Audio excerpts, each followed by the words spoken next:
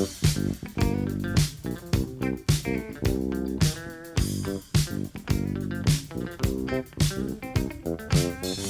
cookies.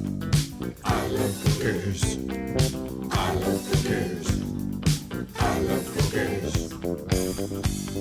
Welcome to Cookies, the world's most influential basketball podcast. I am Ben Detrick. Jordan Redaelli is on vacation. And Andrew Kuo,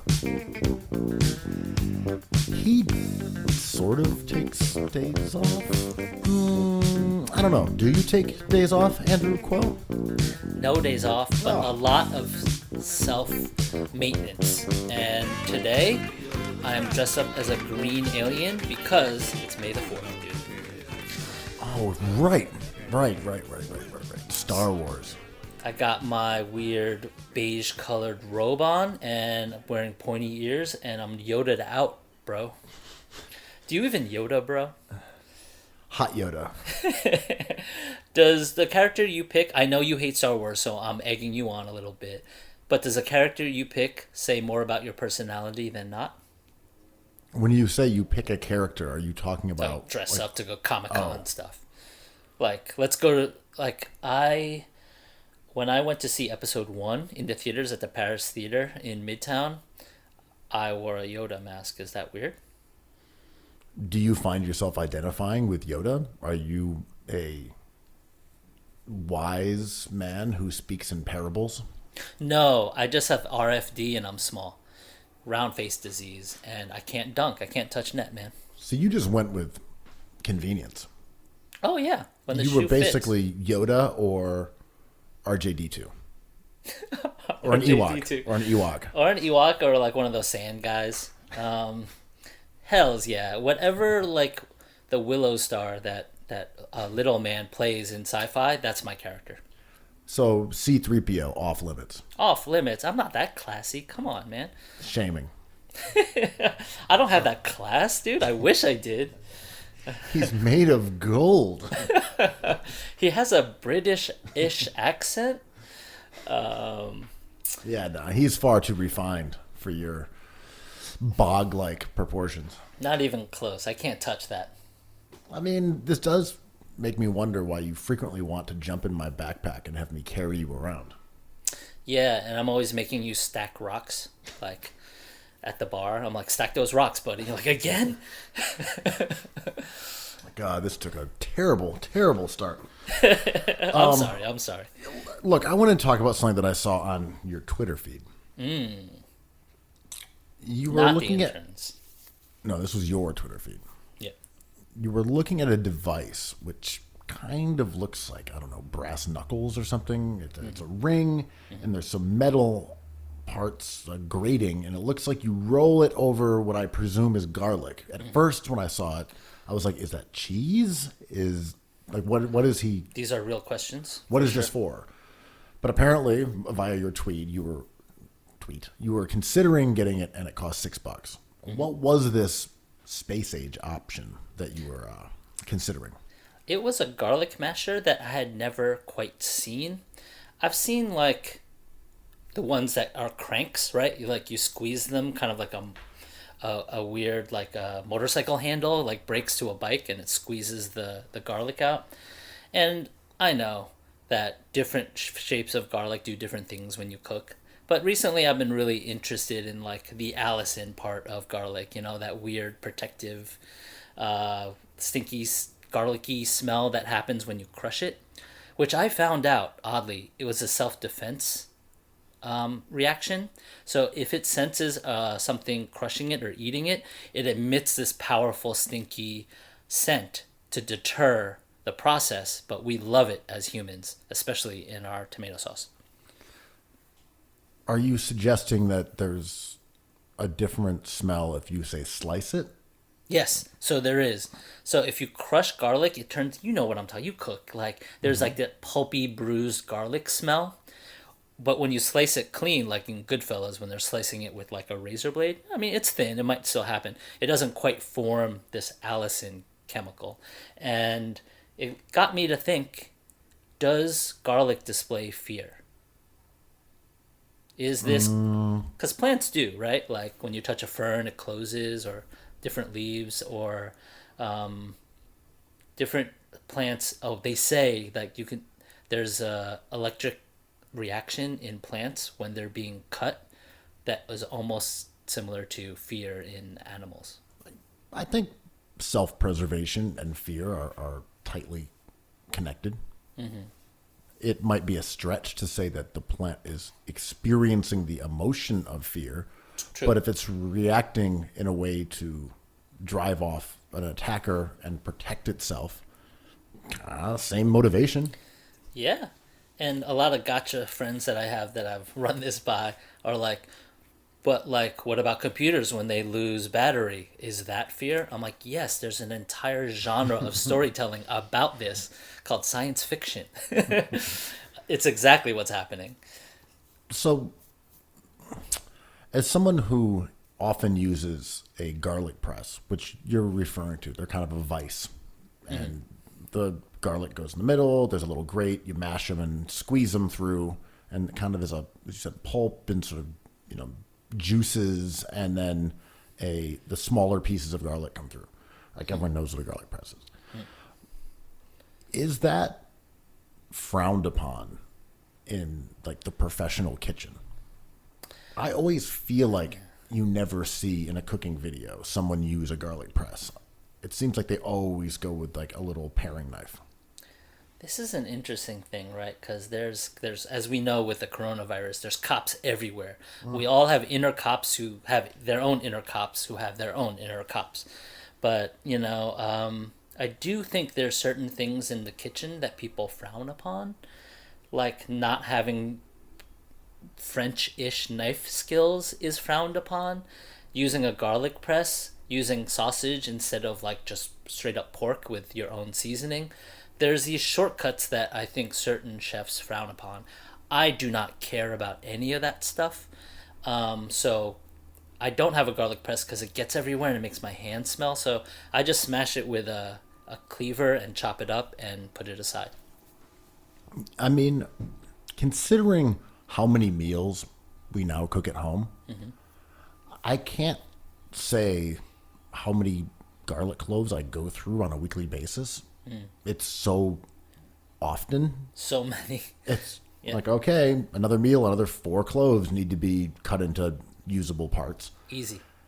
And the garlic press is faster, except for then you have to clean it out, and then you're like hitting the sides together and trying to scrape it out under the water, etc. So I can't even say if it's like a dating app. It seems like an easier way of doing things, but ultimately you're just sitting around swiping and wasting time. Maybe it's just faster to chop up your garlic with a little mincing knife. Garlic is almost Tobias Harris. It's a net neutral. You always end up in the same place. That's what I'm saying, yeah. But my question here about this device, can you use it for anything else? Can you use it for like ginger? Because ginger is one that's kind of a pain. Ginger. I use so much ginger in my house, but I'm a coarse chopper of ginger, and then I remove it from my food. But ginger scallion sauce, right. Instead of using a food processor, you can grate it. People love microplanes. I don't want to have to replace a microplane. But I think you could use it for maybe only garlic, which makes it a unitasker, but I'm okay with that because that's just the cops being like, don't have a unitasker in your kitchen. But what if I say I use it so much? I think that makes sense. A garlic press is a unitasker. I've never used it for ginger. Doesn't work. Yeah, ginger's too husky. It's got too many fibers in it. I use a microplane, though. I mean, they're the best. But have you replaced it? Like, do you replace it every year or something? No, it's just been the same one for probably 5 years at this point. That's fine. I mean, they're cool. So on Twitter, you mentioned garlic fingers. Do you know that you can just touch stainless steel and rub your fingers on them and it goes away like in 2 seconds? I did not know that. You informed me of that. What's up? It's a chemical thing. I do not understand chemistry, but it is chemical related. And like you could sit there and mince and handle garlic all you want, and you just rub them on the interior of your sink. You could do it on the blade of a knife even. Yeah. But for me, it's the sink. Like much in the way that you eat over the sink, I rub my hands against the sink to remove the garlic smell. But it works immediately. It's like a mind fuck. You do it and you can't believe it. If you were an alien that we know exists and you dropped into our separate apartments, and in one apartment you saw me eating a delicious tin of sardines over the sink, and then you go to your apartment, you see you just rubbing your hands frantically all over the metal, what is weirder? Well, one would say, "Oh, it's a device for cleaning, and there's water, and he's cleaning off his hands." And then someone would say, "Why is he eating over the toilet?" Why is he eating oily sardines at 4 a.m. when there's cats around? Dude, just take it straight to the shitter. Just eat over the toilet. Skip everything. Or you could eat. So what you're saying is eat at the beginning or end. So eat it right out of the cupboard, or right over the toilet. Do you have to? If you rub your hands in shit, does it get rid of the smell? Sorry, I'm just still thinking of Jacoby hiding in his bathroom eating tuna fish or whatever it was. I've told that story to 3 of my friends who all have kids of his kids' age, and are like, "Dude, do I like my family? I love them. This is incredible, but like the joy is getting to me a little bit." And I'm like, "Oh, Ben's buddy Jacoby just said he ate a tuna fish salad sandwich in the bathroom." And I'm like, is that the right place to have tuna? I mean, I remember my father used to hide 2-liter bottles of like Diet Cherry Pepsi or something. I forget which. It was one of those permutations. It might have been like vanilla, cherry, Diet Coke. I don't know. I just remember there were cherry involved and cola involved. And he'd hide them under the bathroom counter. So clearly he was going in there and like sipping up from a 2-liter to keep it away from the kids. But we always would find them, and then we'd go into the bathroom and drink 2 liters. Our mutual friends grew up in Vermont, and according to them, when they were kids, like 10 or 11, 12, 13, 14, their dad used to leave the house for a few hours at a time to drive to faraway KFCs and Sbarros, have a meal, and come home empty-handed. I found that to be weird. Now that I'm that age, I'm like, I'm doing it.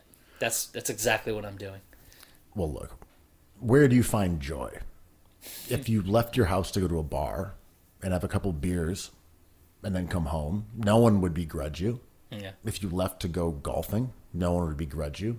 And yet, this guy is being shamed for going to a combination Taco Bell, Pizza Hut, KFC, Yeah.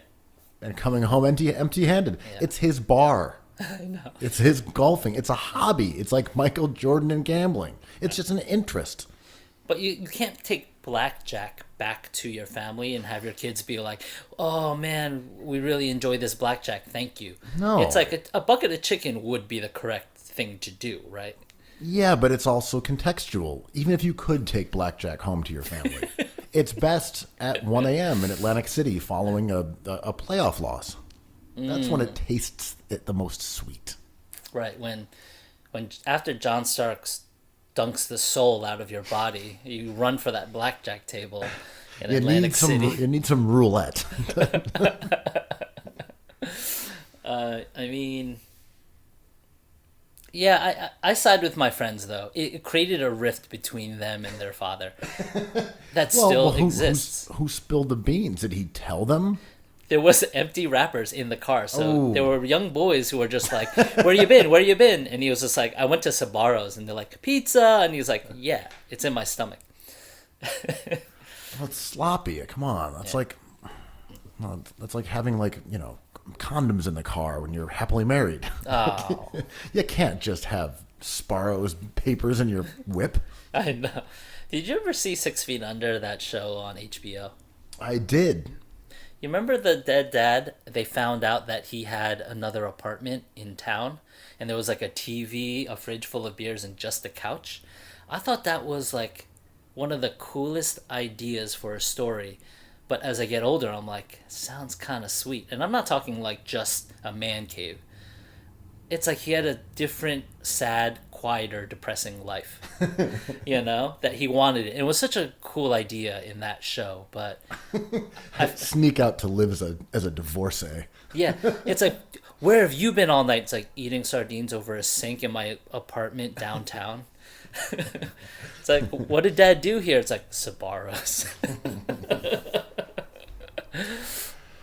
So, in unhappier news than your secret bachelor pad for eating salted fish, the Met Gala looks like it's canceled.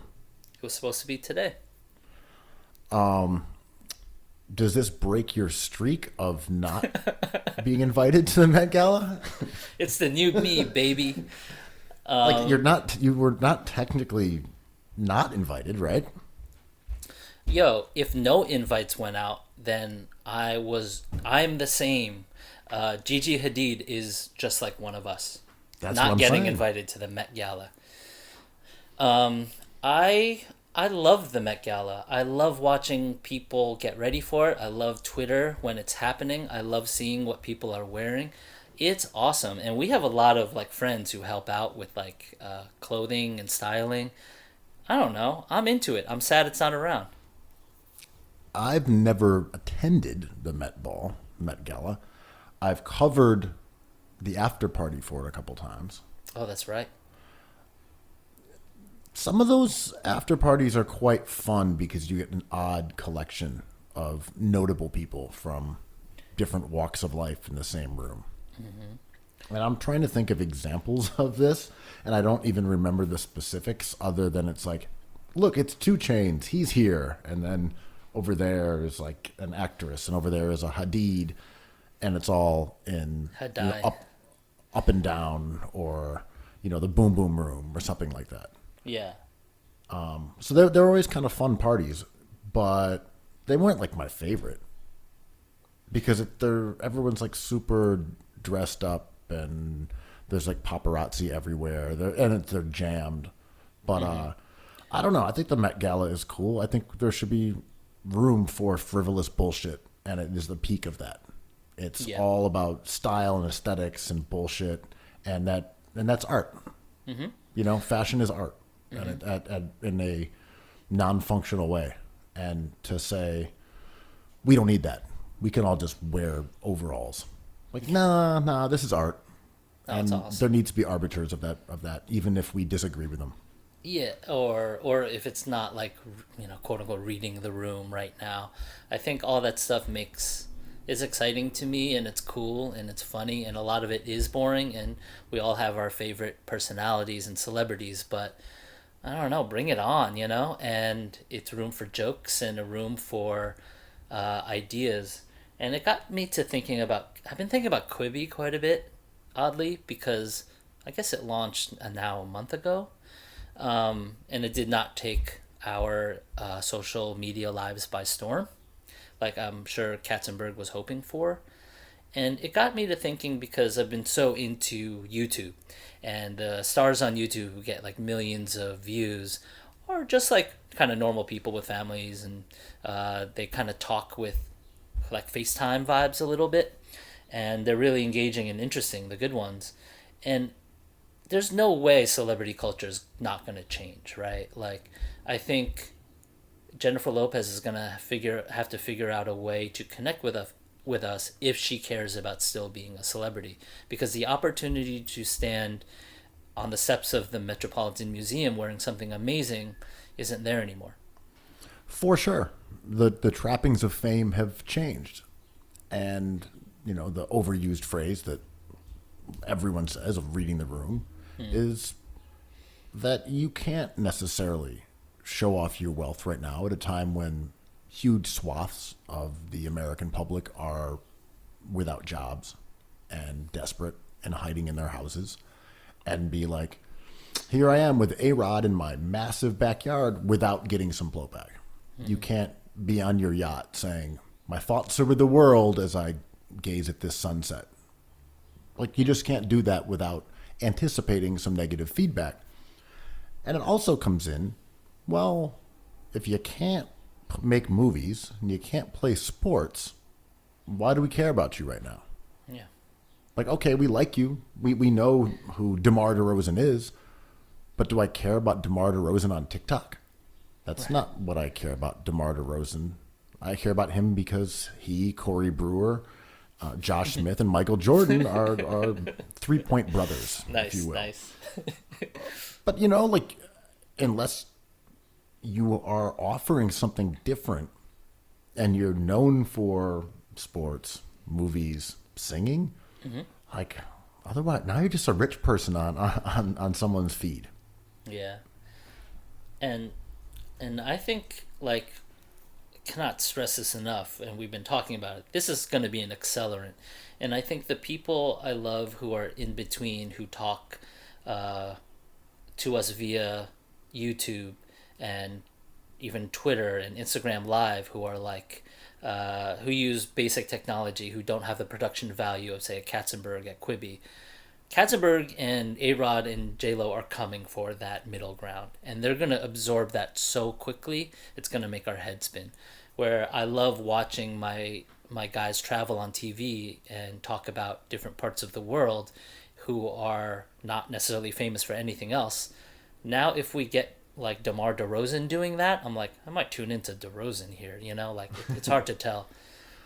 We've seen the democratization of media in many, many ways. And whether it's the folding of, you know, your local record store, that's it's hard for those to exist.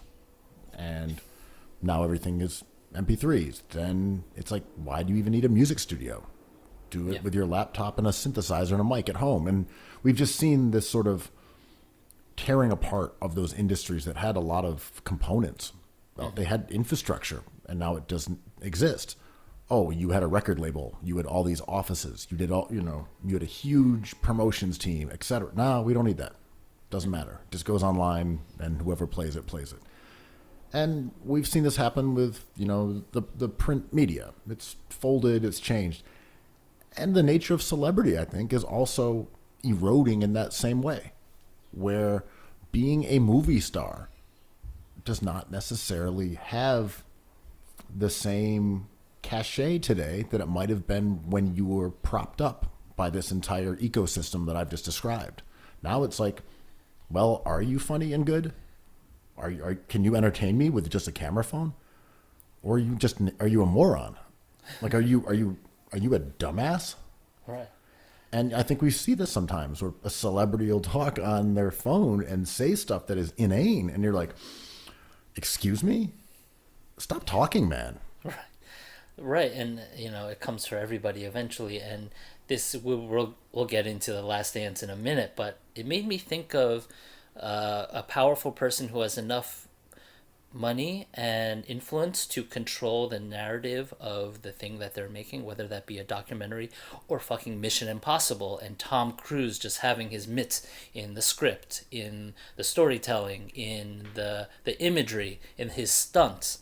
And like, it led me to think, where is Tom Cruise now? Because he is such a celebrity propped up by all these mechanisms, right? Do we want him? Yeah. Like, where are those guys? Are they learning that the best strategy is the same one employed by Joe Biden, which is just vanish and make people forget that you exist as a human and that you're just an idea? You're a theoretical human being. Tom Cruise, action hero, handsome man, love him. Biden, decent presidential guy. Yeah, and there's clearly going to be so many celebrities who are so good at this, but I wonder, you know, like, to your point, if I am famous for playing basketball and I can't play basketball, what can I do? You know, and this is very related to the way, like, identity politics has become the new thing. And we don't argue about Tupac versus Biggie anymore. We argue about identity. What we are is our culture, right? And I think these 40, 50-year-old celebrities are going to have to figure that out. And I think the young, like we mentioned, the Hadids, like, they have it figured out. We're not worried about them. These DJs, they have it figured out. But thinking about the Met Ball just for a second, it's like, this is a really important day for a lot of these industries who are people, right? It was weird to see Charles Barkley chime in live after The Last Dance yesterday. I'm glad he's feeling good. Same. Yeah. But he was very different with technology than he was in the studio.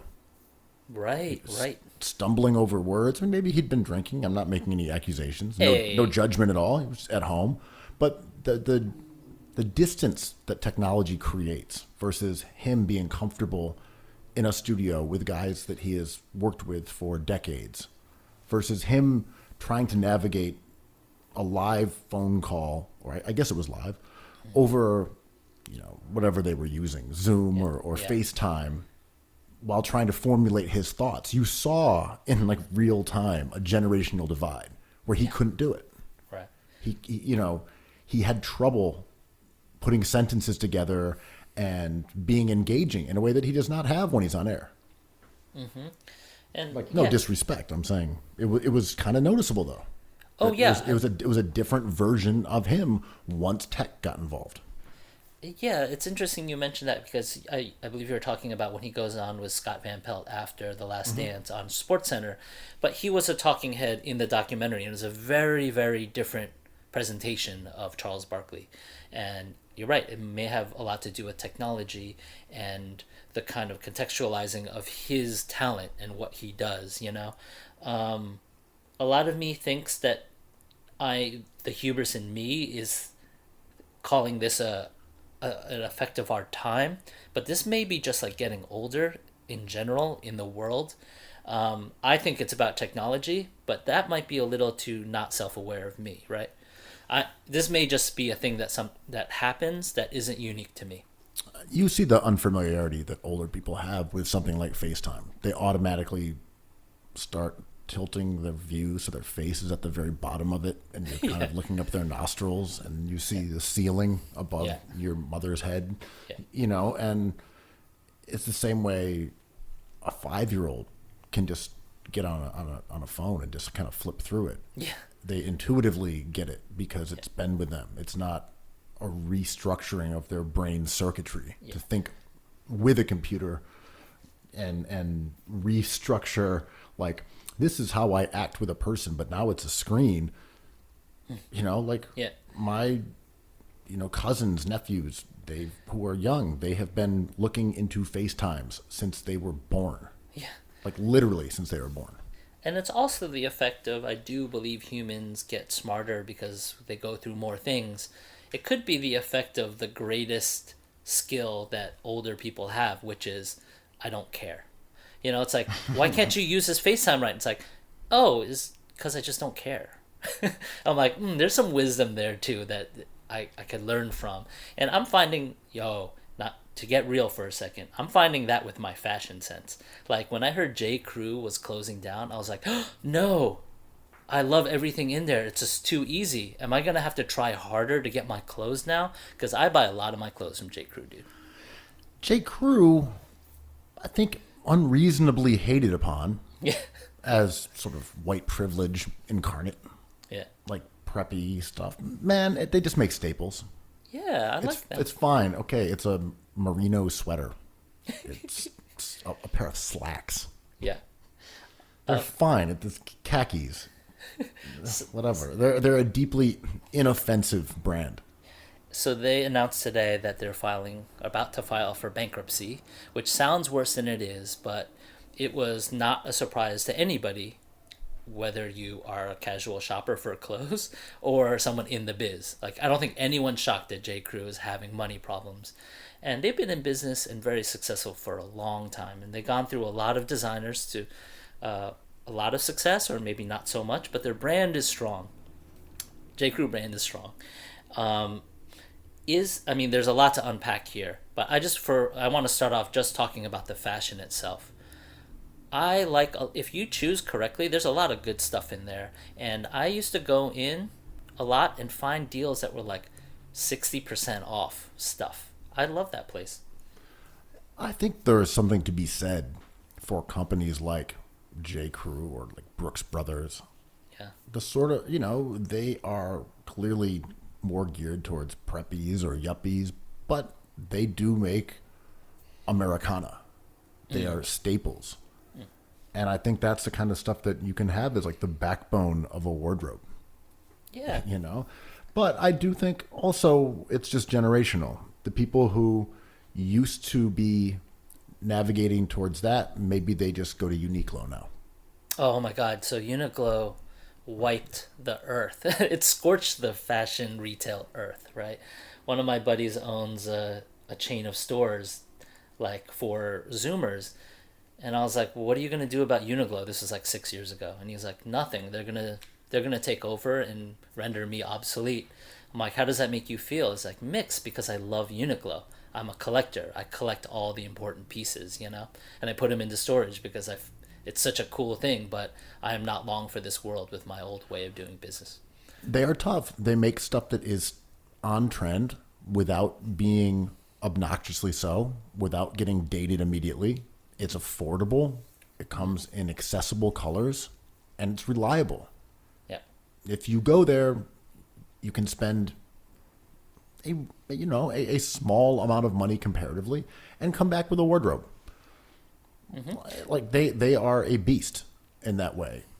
And I think unlike say H&M, they also have the benefit of being like more or less for men and women equivalently. Mm-hmm. Like it's a unisex store for the most part. Yeah. And it's like the puzzle for me is so indicative of how old I am, but my strategy is always like go to J. Crew, go to Uniqlo, get what you need, pants, sweater, whatever, and just put on that crispy cookies hat and then you look fine. Or put on some wallabies, you know, like it's so 90s rap of me, of just being like that preppy hip hop thing, being like, oh, just put something camo with whatever you get at J. Crew, you're going to be fine. But also we're speaking as people who hang out in downtown New York, where you see most young people, I would say, gravitate towards thrifting. Yeah. Young, cool people who don't have a lot of money are beasts when it comes to going to the thrift store and looking great. And it's political. It's recycling, and it's not creating new things in this world, and it fits. Right. So we're kind of talking about something different because they're the people who create styles, and then the sort of fast fashion industry mimics it, and then a year later you see it everywhere. Yeah. We are not part of this ecosystem in any way, particularly. Yeah. I read an article the other day that the people have been, because they're in quarantine, have been cleaning their apartments a lot, and there's a surplus of secondhand clothes in the world. And I didn't know this all, but like America sells a lot of used clothing to other countries, mostly third world countries, and now it's bottoming out the price of that industry. So that industry is also suffering because of the coronavirus. In Africa, a lot of people buy secondhand thrift store clothing that doesn't make it to like the shops in America. And I thought that was pretty fascinating. It's affecting every corner of our infrastructure. I know the brand Kalina Strata, who had a team in the Cookies Classic tournament. They balled out. They went and got some of that exact like batch of clothing that you're talking about. They went to Africa and brought back Oh, interesting. the clothes that came originally from here and then repurposed them and sold them here. And it was done exactly to sort of, like, I don't know, bring attention to, but to highlight that dynamic that you're saying. Yeah, They went I mean, and got vintage American clothing from Africa. it becomes an artwork at that point, right? That was their whole point. I mean, yeah. one of the things in their last show was like a Venom. It said Venom and it had a monster truck, and that was something that was like from a truck company in the U.S. that got shipped to Africa that they went and got as like a part of a huge bulk order of, former American clothing brought back and then turned into a fashion line. It was kind of interesting. Oh, I love it. And Hillary's so talented, so I'm not surprised at all. And well, let me bring this back to J. Crew and ask you a question. Do you think this is a specific J. Crew phenomenon, or do you think this bankruptcy, this result, is coming for most stores of that nature? I don't know, because there are certainly trends that they are on the wrong side of. as you said, maybe young people associate it with like Gen X suburbia. And the average young person who has money to buy that price point is going to Palace or Supreme or Noah or some other streetwear Noah, brand. come on, not Noah. I don't know. I don't know anything. No, I'm just saying that price point. Yeah, It's not luxury. It's not. Yeah. It's not cheap. Yeah. And maybe like, okay, I'm going to buy a vintage piece that costs more money. I just don't know if there is an audience for J. Crew, an audience for Banana Republic. I just don't know those numbers. Are people still going to Hollister? Are people buying those kind of brands anymore, like mall brands? I don't even know. Abercrombie and Fitch. I couldn't tell you. If someone said, oh yeah, Abercrombie and Fitch is absolutely enormous and controls middle America and is a tyranny over teenagers, I'd be like, oh, okay. Like, all right. Checks out. Sure. Yeah. American Eagle, Hollister, I don't know. Yeah. I only asked because we saw the end of Barney's. We talked about opening ceremony before the Rona deciding to close their retail shops. Like, the writing was on the wall already, right? Well, of course, we've got the whole idea of the, retail apocalypse, which is making it very difficult to have brick and mortar clothing companies, especially at this exact range. Also, though, some of these companies like J. Crew or Toys R Us, as another example, took on private equity. So you had more or less raiders coming in, taking out lots of debt, over leveraging the company, siphoning all the money out, and then just leaving it there as like a husk of a brand and declaring bankruptcy. So this could have almost been planned by the people who took the company to leach all the value out of it, leave it bankrupt and in debt as like a total, corpse of what it once was, because it may not have had the upside that it did in the past, or because they thought they saw the writing on the wall. I don't know how to separate these cases like this one, whether it was just a, bled dry, or whether it was doomed anyhow. Yeah, and I believe that too. I think this was a process that started years ago, and as soon as the coronavirus hit, no one wanted this, but I think some people at J. Crew might have been like, here's the time to kind of create a narrative that we couldn't survive the coronavirus. Meanwhile, this was in play for a very long time. That's exactly what I'm saying, was that it had been squeezed and rinsed of all of its value. And this is a perfect time to be like, wow, another casualty. Right. Let's get our PPP. It's like, it's hard out there, everybody. Take care. We couldn't survive, but maybe in better times. Here's our new brand, Bay Crew. But, let's switch gears. I want to talk about the Westworld before we go into some hoops. Oh, man, you love Westworld. Watched it. It was the season finale last night. It was schlocky as all hell, man. You miss some sci-fi digital people reappearing and appearing, and it was just like some really catchy dialogue. And I watched it after The Last Dance, and it was just like a bunch of science fiction on science fiction on science fiction. I can only look at Westworld like a stock that I dumped wisely. I'm like, oh, I dumped that Westworld stock like early season 2, and I've just watched it plummet. It's your old man game. You chose not to care. Like, I just don't care. I bailed on that one. Yeah. I was like, look, I looked at my investment portfolio, and Westworld, all the indicators were that it was going to be some sci-fi bullshit. Come on, and it was robots. And I sold short. Well, I don't say after experiencing the highs and lows of Westworld this season, I don't think you made a mistake there. But everyone is so unhappy. Oh, it's all good. I don't know what people expected. I expect very little out of myself and the world, obviously. But it was cool because I like robots. The one thing I had that I didn't, my pet peeve that I have about The Matrix, every kind of huge movie that talks about something bigger, like a superhero thing, whatever, is it's always hand-to-hand combat. So you have these two characters who have been building for 3 seasons, and they finally meet, and they're complicated, and they're humans, but they're projections of our weird fears and everything, and then they're doing kung fu. And I'm like, oh, I don't need this. It's like, oh, the knife slides that way, the gun slides that way, and someone's reaching for it. I'm like, can we just get rid of this scene in all of movies forever? That's true. My problem with Westworld, which you can tell me if it was remedied, was that I never cared about any of the characters because there were never any stakes. And by the time they tried to introduce stakes, like the Pandora's box was open. Yeah. I didn't care who anyone was. They all seemed malleable. They all seemed that they could just be regenerated and reincarnated at leisure. And the show seemed to make it clear that they did not respect the viewer enough for you to care about their characters. I'm going to be the Westworld stan here. And I thought Dolores was a really good character. I thought she was ethical, virtuous, and you were rooting for her. That's all. I even liked some of the characters. I just couldn't care about them. Once they made it clear that they were sort of immortal.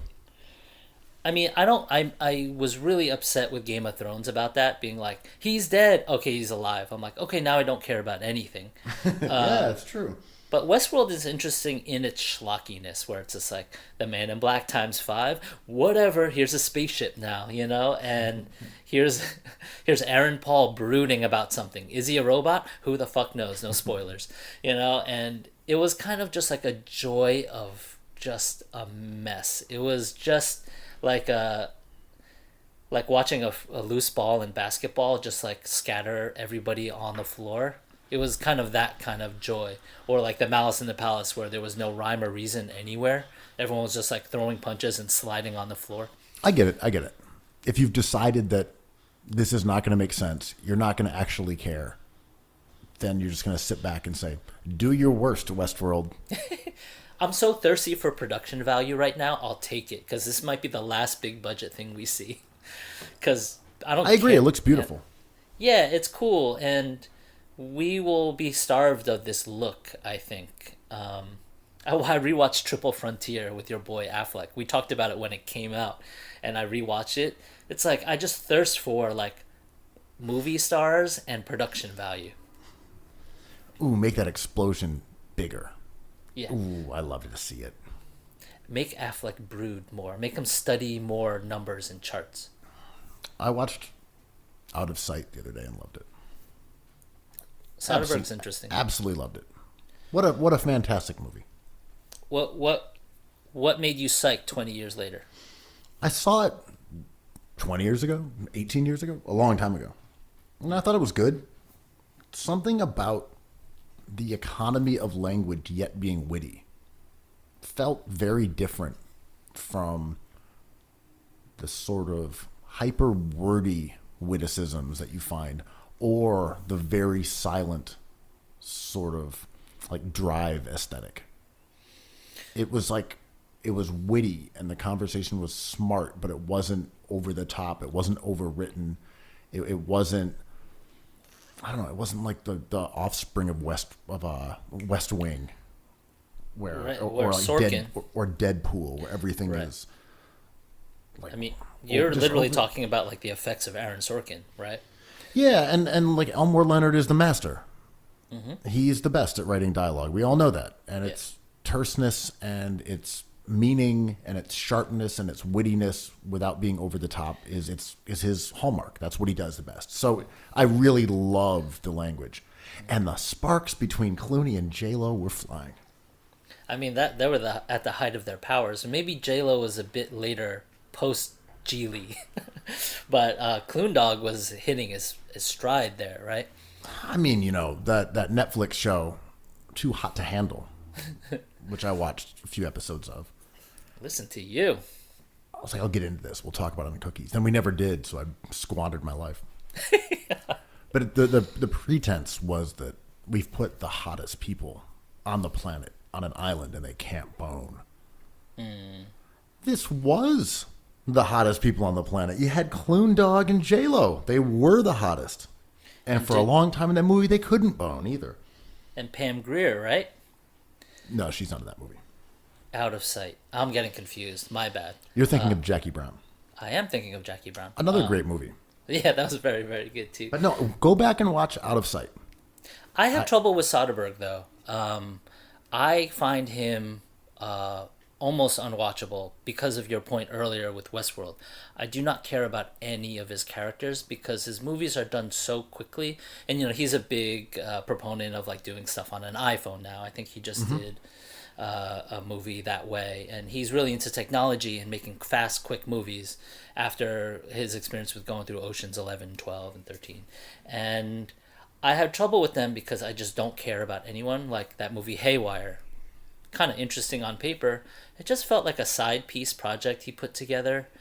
There's no weight to anything. There's no like gravity to anything. It's the anti-Steph Curry. See, I felt like this movie had some of that, and it was a testament to the powers of Prime, Clune Dog, and J-Lo. Clune Dog. They carried it. And you also have Ving Rhames, and you have Don Cheadle. It's a good movie.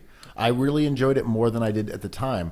I think one of the elements that I really, really like now was that it didn't have cartoonish John Wick violence. Violence exists in the movie. It's a crime saga. Yeah. But it's not over the top. It's not gratuitous. And it's done in meaningful moments that there are actual stakes and malice.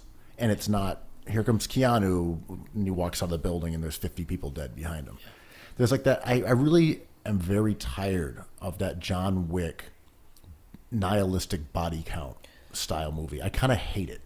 I think that it's cold and I think it sucks. I mean, this is the effect of China becoming a powerful country, I think, and storytelling, especially with John Wick. But yeah, I kind of caught myself when I said I didn't like Soderbergh's movies. There's a scarcity of people who make great things, or there's a scarcity of people who get their visions through so we can see them. And I don't think there's like 20 filmmakers on earth who can get a movie like Out of Sight through into our eyeballs.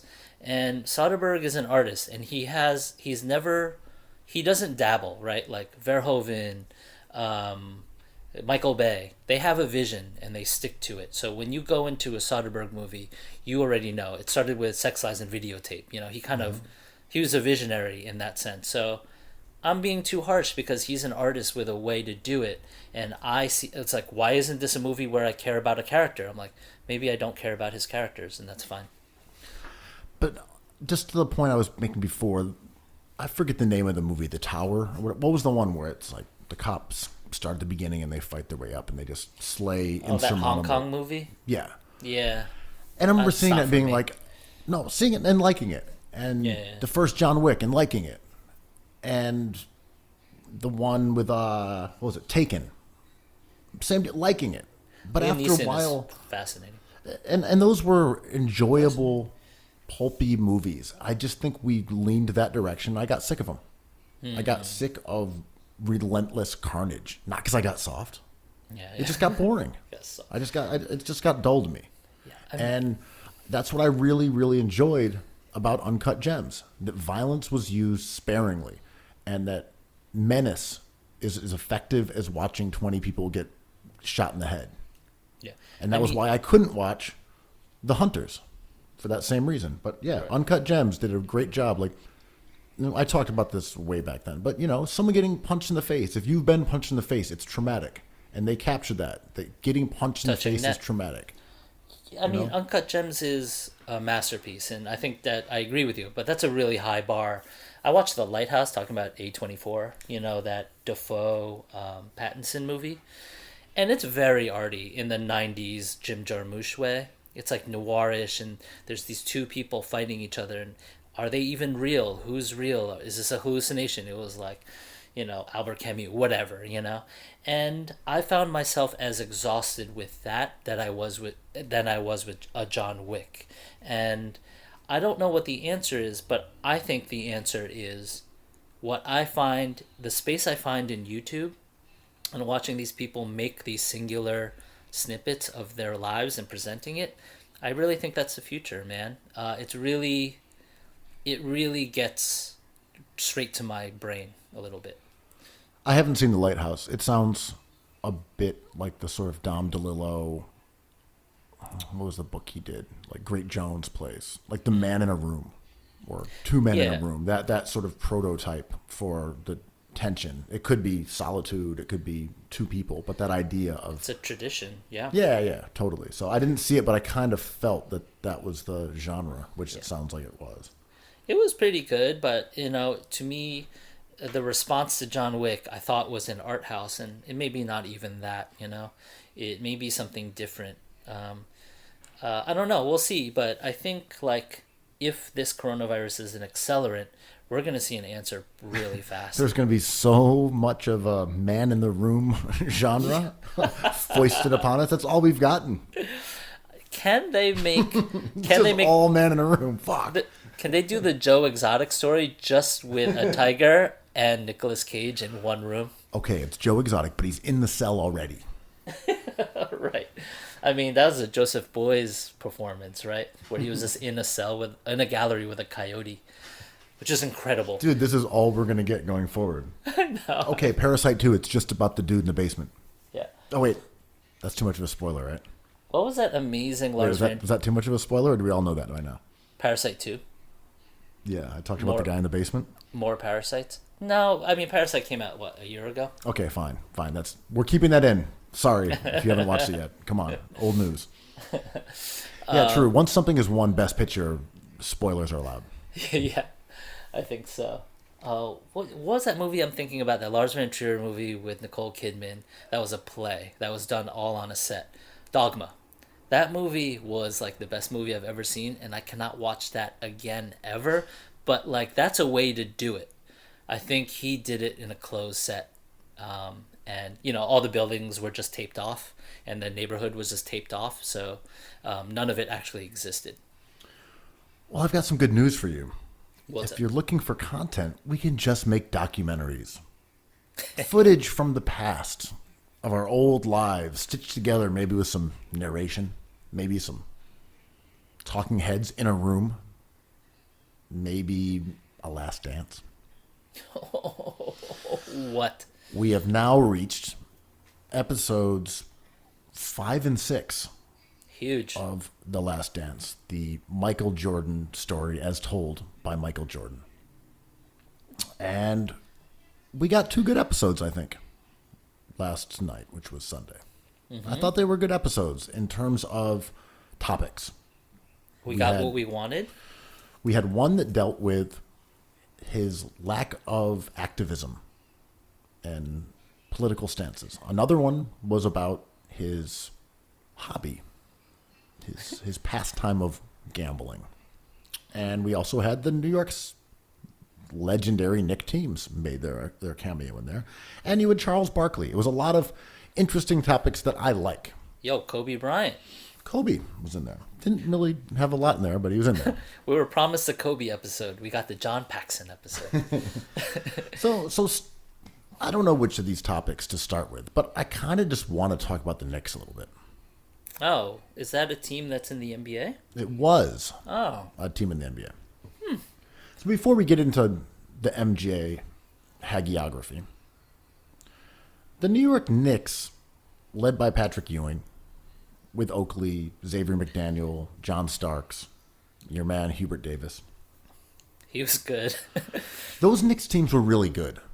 Yeah. People might not know how good they were. They won 60 games that year. People, I mean, come on. People think they won the championship. They overrate them by anything. I was looking at their stats, and they're good, but I think they're overrated. Well, they won a ton of games. They won a 60's ton. A lot. And they had the best defense in the NBA. Defense was ferocious. Their offense sucked. It sucked. It was wild to look at that and see a 60-win team. Went 60-22. Won their division. Went to the conference finals. Lost to the Bulls. And they had the 22nd ranked offense out of 27 teams because this was the NBA before expansion. Dude, a bottom 6 offense. They couldn't score. They were terrible on offense. And this was the era where you had playoff games that were 86-84. There was the pace of the game did not do them justice in terms of ratings. But, right, there were other teams that were more efficient than them and were faster. Oh, I'm not talking about points per game. I'm talking about offensive rating. Yeah. But They could not score.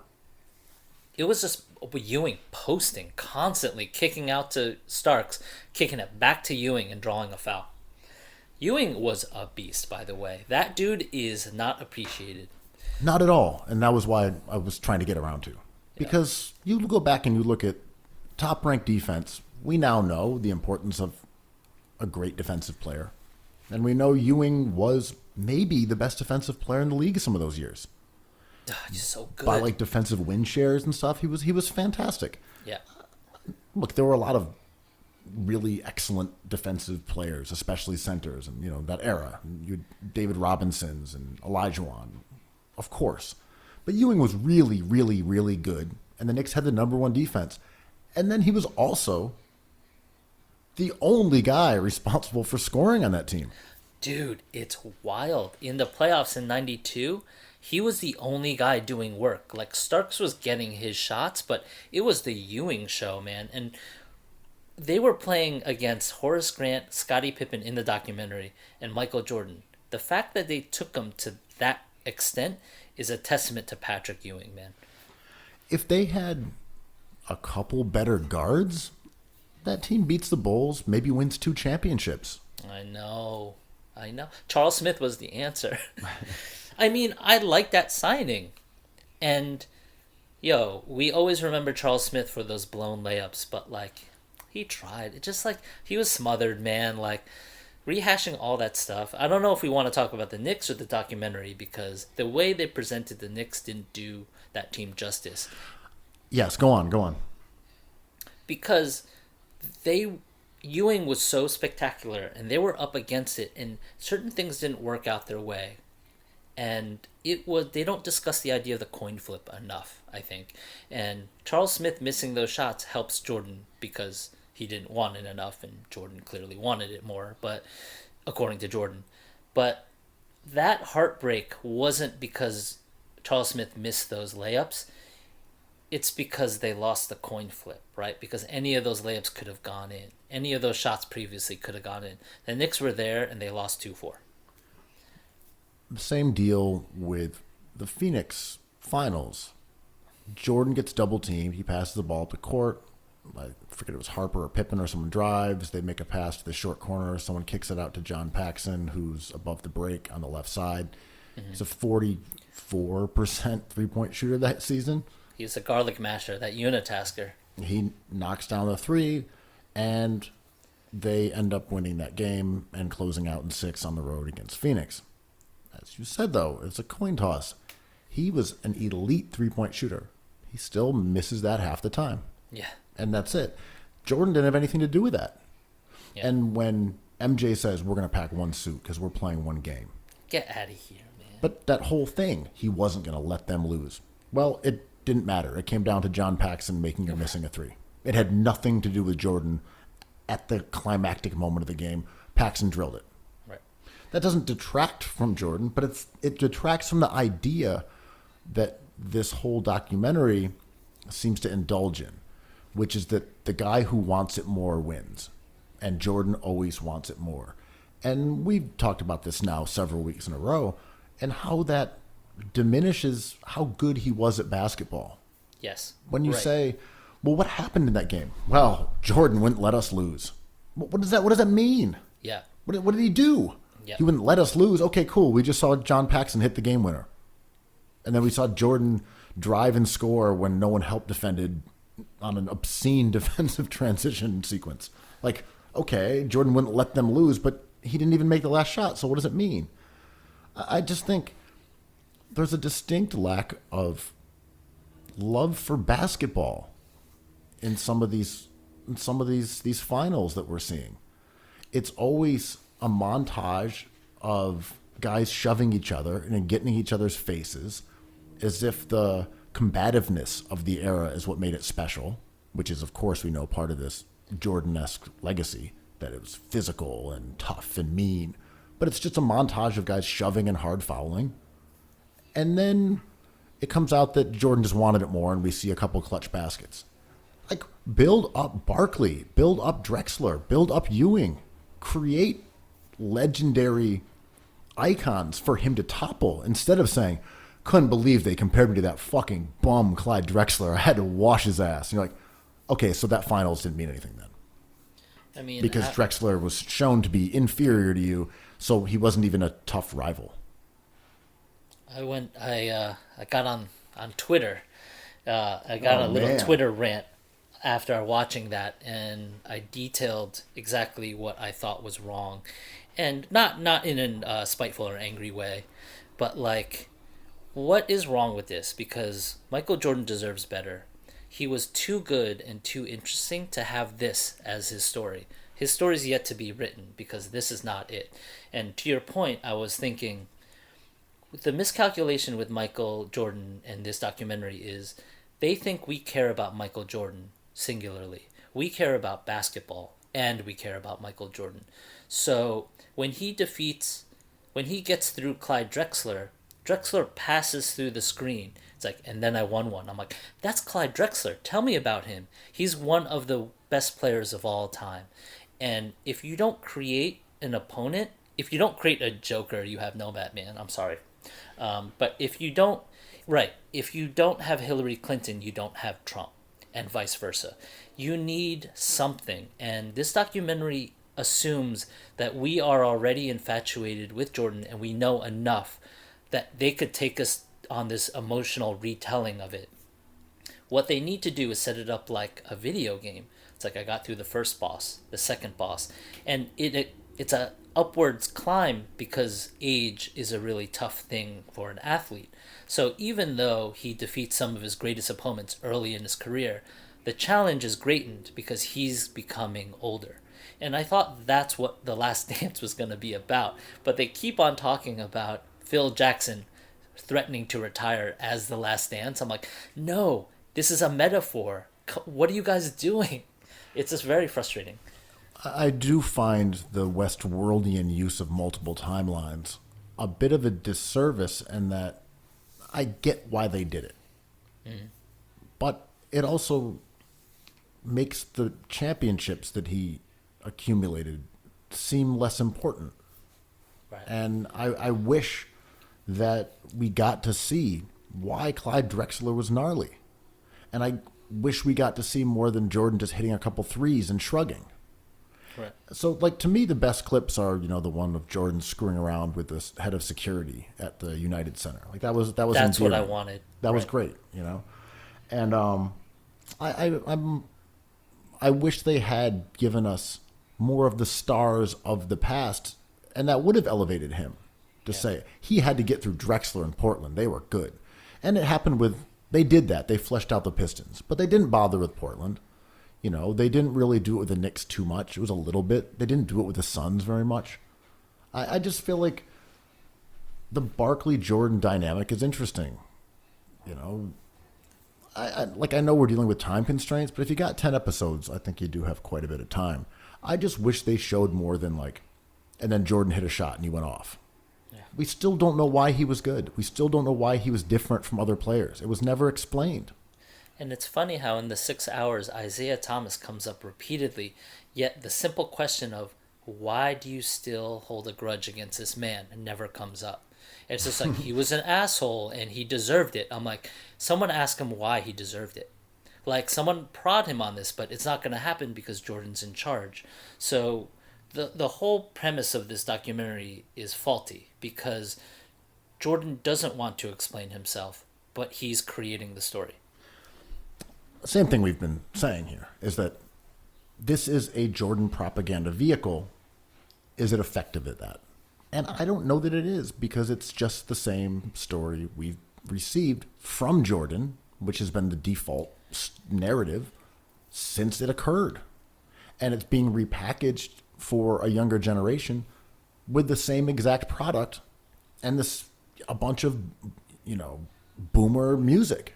Like, who are you trying to sell? Are you trying to convince a 28-year-old that MJ is the greatest of all time by playing special ed while you show clips of Jordan shoving around Xavier McDaniel? Like, I just don't get if this is supposed to be red meat for Jordan's true believers or this is supposed to be outreach. I mean, this is what they say about press conferences in our political system from the White House. The audience is for one. This 10-hour documentary, The Last Dance, is someone speaking to one person, which is Michael Jordan, right? And we can get to the music in a second, but I was thinking about the talking heads that we have seen. Like Timberlake inexplicably shows up. You have Obama as a meat shield for a very, very touchy subject. And I say meat shield because he's used because we kind of, as a community, love Barack Obama so much that we kind of, our eyes flutter. And it gets us taken off of the question of Michael Jordan's politics. And when these voices are this old, like Mike Wilbon and David Aldridge, I think they're the ones who created this narrative that we're seeing, but they're at the point in their careers where they're circling their own legacies.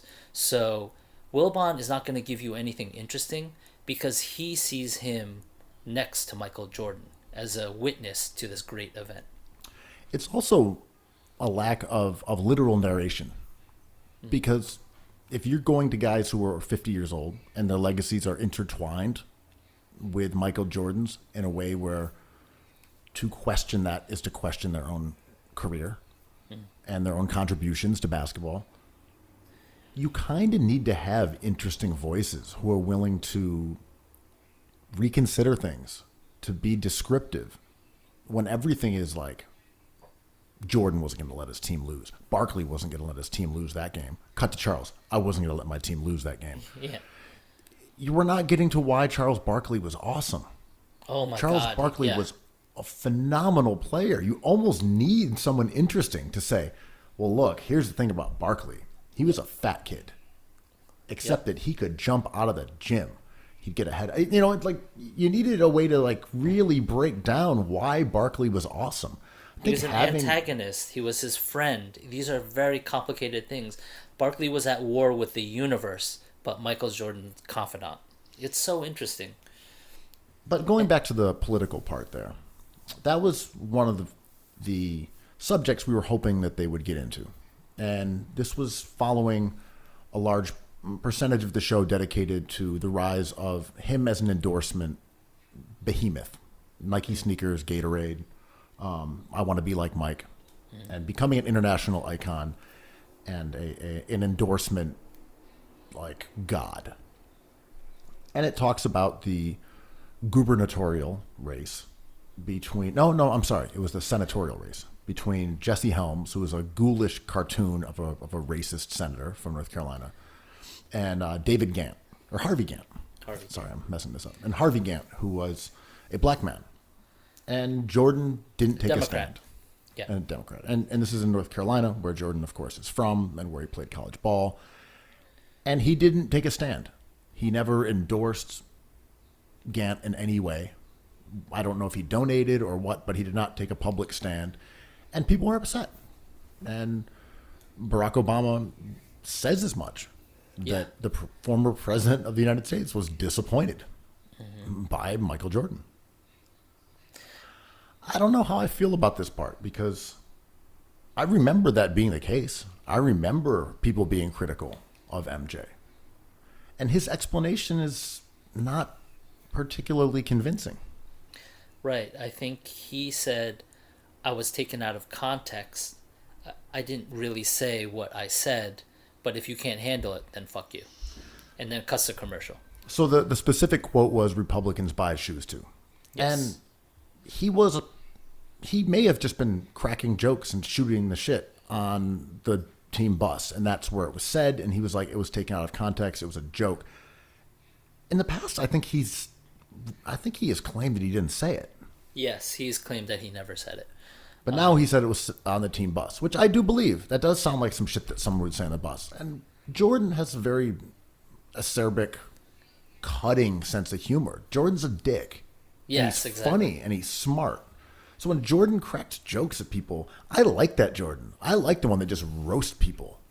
I love the troll. And that sounds like the kind of thing that he would say, as he acknowledged, but not necessarily in a totally serious way. But maybe does get to the heart of the matter, that he's like, I don't necessarily want to embrace that mantle right now. I don't want that in my life. Yeah. Which, in Kuo terminology, your public self doesn't have to be your whole self. Yeah, absolutely not. And I think his explanation of, I don't want to get involved in politics, is something I can absolutely live with. It is one of the most interesting things, as the Jordan brand is bigger than ever. It's one of the most interesting things that he's alleged to have said. And his explanation was good enough in this documentary. Him just being like, if you can't deal with me, then you can't deal with me. But there was such an easy out, man. It was just like, I was joking. And he says he donated to Gant's campaign, but he didn't mention it at the time. I'm like, you don't even have to prove that with us. But like, maybe this is the crux of the discussion with this kind of documentary. What does Michael Jordan owe to us? Does he owe anything to us? Right. And look, I fully believe that Michael Jordan should have taken a stand. Maybe he could have gotten rid of a segregationist out of the U.S. Senate. Yeah. He should have done something there, even if it made his life uncomfortable. Yeah. But asking him to do that, why aren't we asking Coach K or Dean Smith to do that? Why are we asking Michael Jordan? Why aren't we asking Larry Bird? Why aren't we asking Christian Laettner? And anyone else? Why is it always MJ, you were wrong for not stepping up? Again, I think he should have. I think that would have been the right thing to do, and I think it would have burnished his reputation in the same way that someone does allude to. Like, well, Muhammad Ali stood for something. And we've seen LeBron James stand up for things, and it has helped him. It has buoyed him as being a leader and an important figure in sports. He called President Trump a bum. Respect. That was great. Like he was from the 1920s. Yeah, bum. Yeah, filthy bum. I mean, I wanted Jordan, when that race stuff started talking, I was like, please. My fantasy was for him to be like, I'm a Republican. Get off my case. I'm like, boom, and the bomb drops. I know. I was like, you know what? I do wish I had gone out there and taken a stand and endorsed Jesse Helms. That's right. Like, I wanted him to just be like, I said it because I supported Jesse Helms. Like, everyone has their vote, right? I'm like, oh, this is going to be complicated. No. The real quote was, Democrats buy shoes too. That's right. Independents also buy shoes. But no, his answer was not a good one. It was disappointing. He could have given an answer like, why does it have to fall to me? Maybe at that stage of my life, I wasn't ready for that. I was having enough trouble with this stuff to all of a sudden have half of America angry at me. Well, this is the irony, right? If I could go back and do it, I would have done it differently. Whatever. Instead, he was like, I was just interested in my craft. Okay. And I think me and you as the Cookies crew really, really wanted this part. And I think maybe it's safe to say most people didn't. Like, people who were really hyped on this documentary don't want to get into this. They want to get into the slamming and jamming, which is very enjoyable. But the irony of last night was we were promised the Kobe episode. And everyone's like, get your tissues ready because this is going to be a heartbreaker. And I was kind of ready too. And it ended up Kobe just being like, and they have footage of Kobe, which was sad in itself. Kobe being like, oh, Jordan's a man. No Jordan, no me. And that was it. And I was and scene. I was like, you're going to do your dude dirty like that? You can't mention Kobe Bryant and exit like that. Hopefully Kobe reappears later. But, dude, like, Kobe is a very, very complicated story, and that's all we get. I saw Kobe and got really sad when I saw his face, and I also thought he's so much more interesting. Yeah, it's true. Than MJ. It's MJ true. MJ is interesting, but will give us nothing. Yeah. And Kobe will give us so much more. And allegedly, Kobe Bryant also recorded his final season. So hopefully, we get The Last Dance 2, 2 more Last Dances featuring Kobe Bryant. But I was disappointed in that because I wanted to hear what Jordan thought about Kobe, right? And we saw that speech at the memorial, but I wanted him to go on. Like, this is important stuff in our world. At the same time, as we've talked about what this documentary series is, what are they trying to do? it's trying to bolster Jordan's reputation as the greatest player of all time. And now the voids are starting to become telling. To that point, he was unable to sort of give Kobe his due. He was unable to come up with a successful answer or a convincing answer to the question of politics. Cut to commercial. Come back, Rosa Parks is playing. Weird. I just like to gamble. What? And that's where I'm going with this. The gambling part was next. Deeply, deeply unsatisfying, unresolved discussion of the fact that he seems to be a gambling addict, that he was in lots of money to super unsavory people. And no one is suggesting that he was throwing games and things like that. But his explanations when he puts on sunglasses and talks to Ahmad Rashad before a playoff game is like, gambling's a hobby. You know, other people plant seedlings in a window box. You know, Right. they like bird watching. I gamble. Yeah.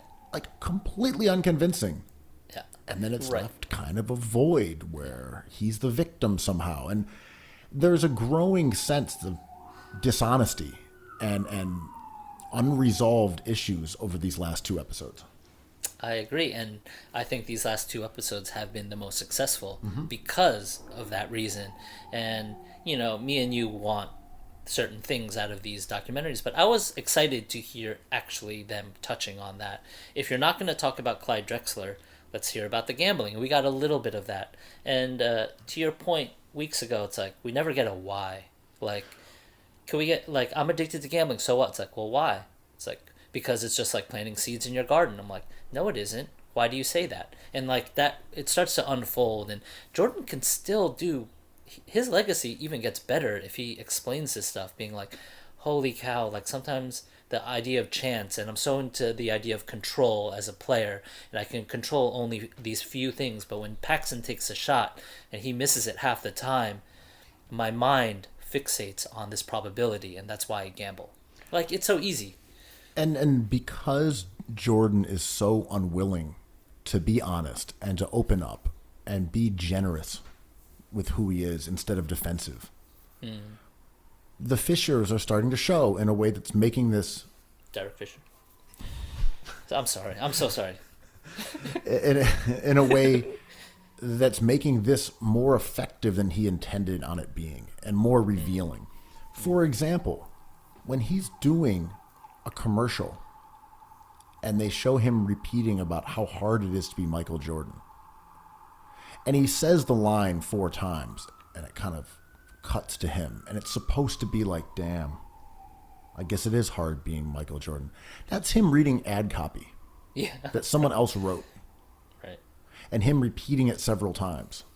Right. And like, that's his most vulnerable moment, is him reading someone else's words about himself during a commercial and doing it a couple times. That is his most vulnerable.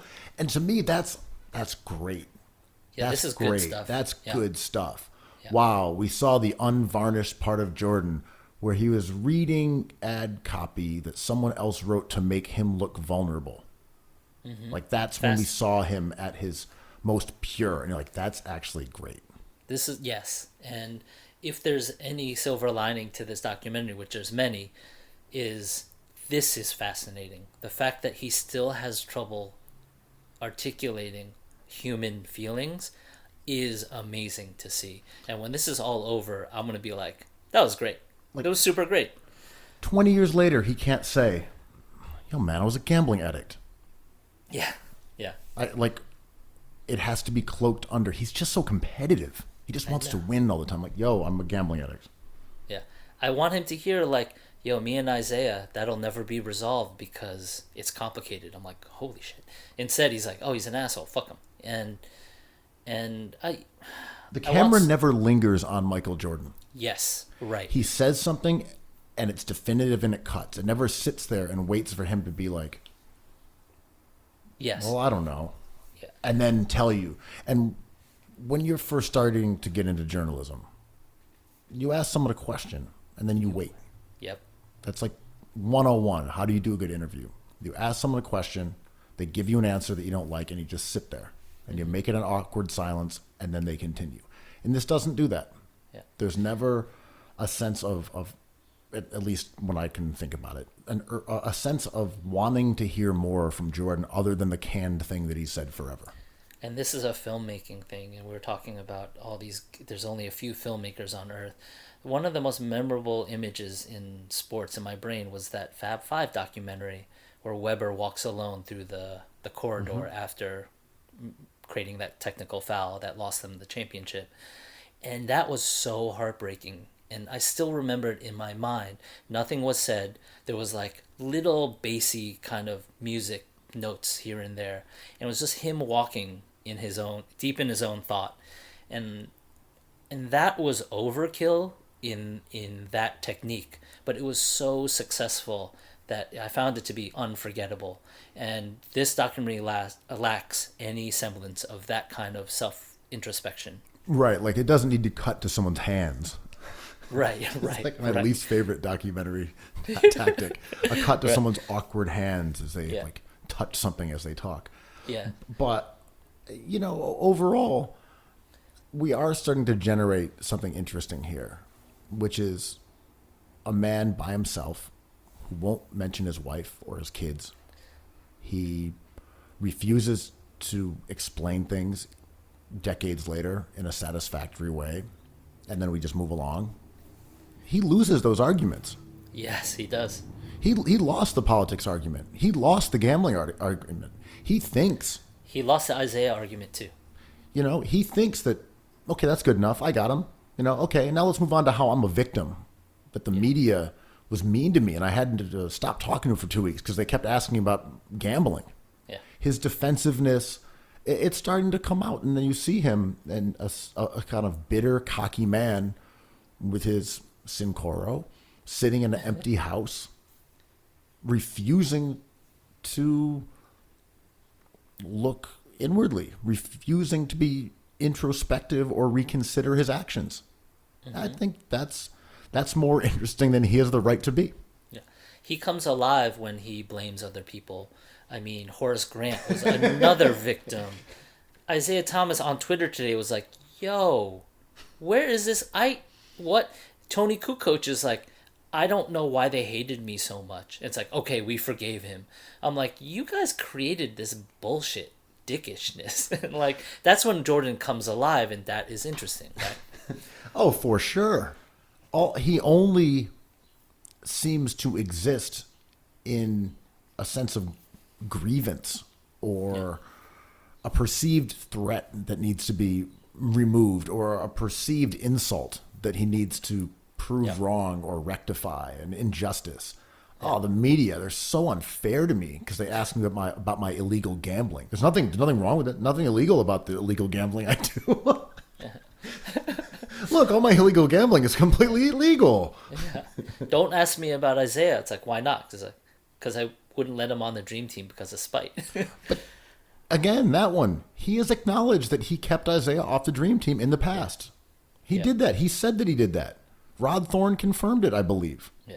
And in this one, he's like, it wasn't me. It was everybody. No one liked him. Why would it be me? It was him. He said it before. He pulled the Trump, right? He was like, everyone says Isaiah couldn't be on the team. It's like, well, name them. He's like, yeah, everybody. It's like, oh, you're doing this really half-ass bully technique. But that's kind of mounting. These things are adding up into making him more interesting than he meant to be. Yes. Where he gives you unsatisfactory explanations for his behavior while tossing teammates left and right under the bus. Like, he didn't dispute really anything in the Jordan rules, but he was betrayed that, like, the stuff he did in the locker room became public. And it messed with his carefully choreographed public image as this, I want to be like Mike guy. And it turns out that he was a dick. Yeah. Didn't even really make him look bad. It just was a different viewpoint than the one that had been constructed. But he didn't even dispute the stuff in Sam Smith's book. He was just mad about it. He was mad at Horace. He was mad at the people who snitched on him. Phil Jackson. Yeah, exactly. Horace Grant was amazing. And thankfully the doc had this. Horace Grant was like, how would I know everything for someone to write a book just through me? Like, what are you talking about? I'm like, ooh, Horace Grant, you have a point. But yeah, overall, it was just interesting to see Jordan as the victim of the Jordan rules. Jordan as the victim of people wanting to know about his gambling habit, which resulted in being in court cases. Like, it was a big deal. Yeah. You know, for all the shit that gets talked about players today, imagine if a guy was out gambling at 1 a.m. after a playoff loss. We wouldn't care. We'd be on their side. But, I mean, people get mad at someone for, like, being in the club. That's different. James Harden. Yeah. I mean, whatever motivation, and like, I wish it would just go one layer deeper into the onion, because this is motivation for Jordan. And I think, like, there's so much noise in his life with his marriage, with his father's murder, that the interesting part of his story at this part of his career is the way he's motivated as his quote-unquote sociopathic athlete. And I want to know more about that. And maybe this is not what we get. This is surely not what we get, because we're just getting a bunch of I think we special do ed. get that in episode 7. That's what I was told. I could be wrong, but I heard that that's what episode 7 deals with, which would be the next one. Yeah, and I heard they're editing these as we go, or maybe 8, 9, and 10 are still being made. So maybe the response, I have not read that much pushback against this documentary online, but maybe it'll deliver on all these things at the end. As I said, I think it's becoming intriguing by omission. Yes, this is the story of the documentary. Out of sight, what's not there. You know, his wife was not there shooting with him in the gym and walked away with millions and millions of dollars. He might hate her. Yeah. Juanita Jordan. He might hate her. But again, it is telling that there is no mention of him being married and having kids. Completely unmentioned. You know, I'm not saying he's a bad dad, because I have no clue. I do not know the dynamics of his family. But it does show his emphasis. Where, like, I don't want my family in this doc. That's his decision. Yeah. I got into a little discussion with my buddy. I watched the Agnostic Front documentary. I believe it was on Hulu or something. And I thought it was good. It was like all these knuckleheads in New York in the hardcore scene. And my friend took issue with the documentary because he said it didn't identify their maybe kind of like racial point of view. You know, they might have been a white power group. And hardcore by nature has that genesis of like this specific message that could be construed as like racial, you know? And he was like, this documentary is a failure because it doesn't touch on the idea that they were a highly controversial band and had a highly controversial origin. And my response was, watching these really extreme dudes get older in New York City was enough for me, and it didn't have to talk about everything. Of course I would have preferred that, but watching these guys age and just talk themselves into their inclinations was good enough. And I think that the success of The Last Dance will be by hour 9 or 10, we will have so much like death by 1,000 drips, I don't know the phrase, that we will come away with such a powerful feeling about Michael Jordan, but it's not the one they intended. It's the feeling of omission, I think. I thought that was your fashion aesthetic. Death by 1,000 drips. But 1,000 of the same drips. Yes, I'm with you.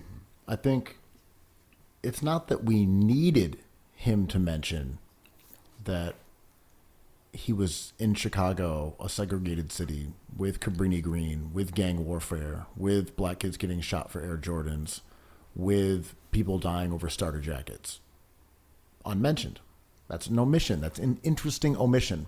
Yeah. Him not mentioning his wife and kids, interesting omission. Him giving unsatisfying answers to things about politics and gambling. More admissions. His refusal to talk about his peers and the players that he beat.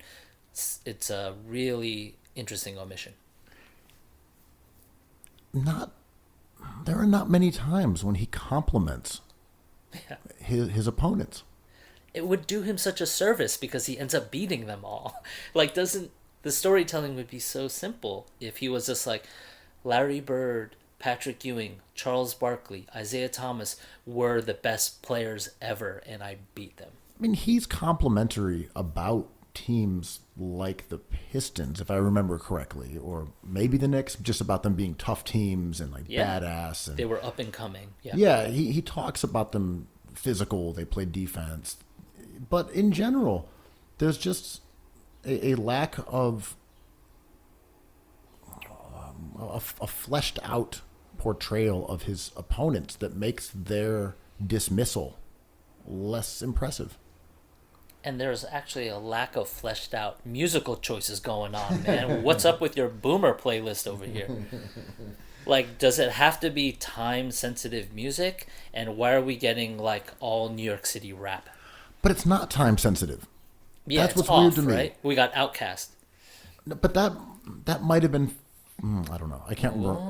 When did Rosa Parks come out? I don't know. I would say it probably came out in like 98 or something. No, like 99. That's 5 years after that time, because we were when. That's not the right time. Special Ed. Who else? Special Ed came out in 1989, and they were playing that around the Knicks playoffs, which was 93. At least give us some Wu-Tang Clan. We got some Black Sheep. We got we got some Tribe Called Quest. Inexplicably, we got the Stereo MCs, which is a great song. I thought that was the best song though, because it wasn't another boom-bap classic. Yeah, it worked so well, right? Didn't it feel like a little palate cleanser?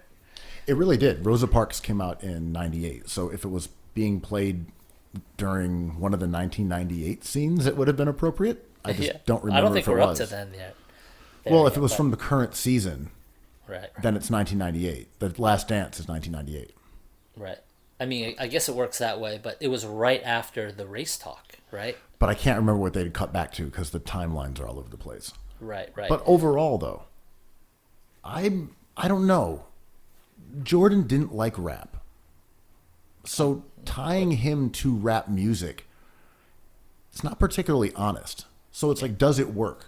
Does it make those scenes seem better? Like when they drop that beat. I mean, hype reels and 90s beats are like hand in hand. They're like cookies and cream. Straight skateboarding, man. Like Big L. Yo, unless this draft picks hype reel is to a boomer ass beat, I don't believe that he'll be good. Like, show me the 4/4 beats. Show me these coked out 90s boom bap. But I think the music choice has been a real disappointment, and I know people are loving it, but they're loving the songs, and they're not. I mean, they're loving the songs, and that's fair, obviously. Like, Special Ed is cool. Rakim, whatever, people love him. But it's like, it's as if we're trying to get an education in music, and there's no joy there, and it's the same thing. Like, I like Black Sheep, I like Tribe, but the two songs they chose, kind of the same sound, and like, we're not getting much textural stuff, so it's all blending into each other as one long Fat Beats mixtape. Yeah, I remember actually trying to remember when like Check the Rhyme came out versus the scene they put it in, and it was like Check the Rhyme came out like early 90s, and the scene they were showing was like late 90s or so. I forget exactly, but they're not actually adding them up. So if you're not going to add them up to being the right time, what's the point? Why are we using early 90s rap for a scene in 1998 when no one was listening to that if we're not being like period consistent? If we're going to only match them up, then why are we going back and playing music that was 6 years earlier and not music that was 6 years later? And 90s basketball footage itself feels like 90s rap. So it's like a carb on carb a little bit. It's a slice on a slice. Imagine if we saw some footage of Jordan slamming and jamming to like some new R&B to like a Weekend track or something. Like it might not work. I know, but it could be it could be jarring. But it could be like, amazing too. Right? I'm with that too. Like, what if you played, I don't know, Crime Mob Stilettos when it was beef between the Pistons and the Bulls? Maybe it would be sick. Yeah, I mean, I've been watching this show Normal People on Hulu. It's awesome. It's great. And out of nowhere there was an Elliott Smith song, and I just about lost my shit. I was like, I did not expect that. That like really kind of crushes me a little bit, and I'm missing that in The Last Dance. I'm missing some textural artistic element to make me kind of remember anything. I mean, the original Tear the Club Up came out in what? Like 95? Yeah. Like, you could have used that. Yeah, and there was other music happening in 95, man. Like, I mean, I love rap music. We love rap music. We can talk about rap music forever. Cookies Hoops, most influential rap podcast. But, like, there's Jordan is complicated. Basketball is complicated. Music is complicated. Like, there's a world out there that isn't always... what was the crew? What was the Black Sheep Tribe crew? Native Tongues. Native Tongues, right. I mean, we're going to definitely get some Mos Def and Talib Kweli, right? We definitely get Lucchini at some point. I mean, I like that song, but...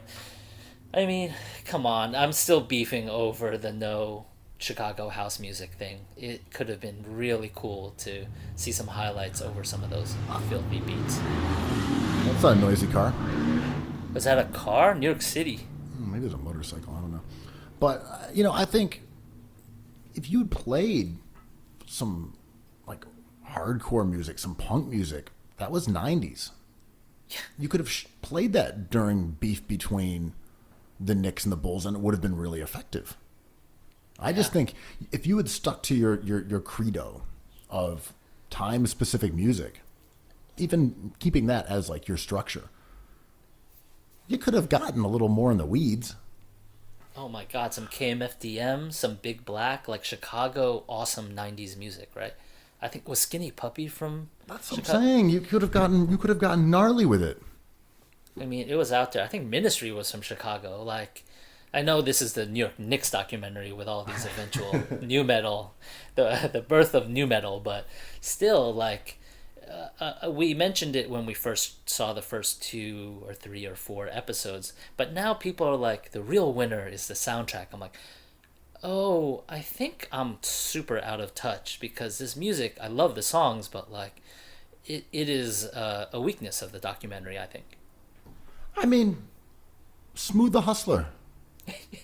Broken Language, the best rap song of all time. Yeah. That came out in 95. 95. Perfect. Lines up incredibly well. It's like, look, all I'm saying is this guy did not have crates. No, he was not digging in any sort of saying, crate. Man, this is like 101. This is like when, you go on a car ride and you've got your, like, Sirius radio and you go to, like a channel of the 70s. And it's the same hits from the 70s over and over and over and over and over, because people want to hear familiar records. And that's all this is. Like, I Got It Made, whatever, like, Paid in Full. Like, man, it's like the most generic, like, authentic 90s rap mix. And probably the most expensive to use of all of them, right? Like, these are just the hits. If you just downloaded like a Spotify playlist of 90s rap, this would just be it. You could get tried by 12 for nothing. Pennies on the dollar. You'd have that song for a song. Royalty free, tried by 12. I don't know. I'm nitpicking. This is exactly what I wanted.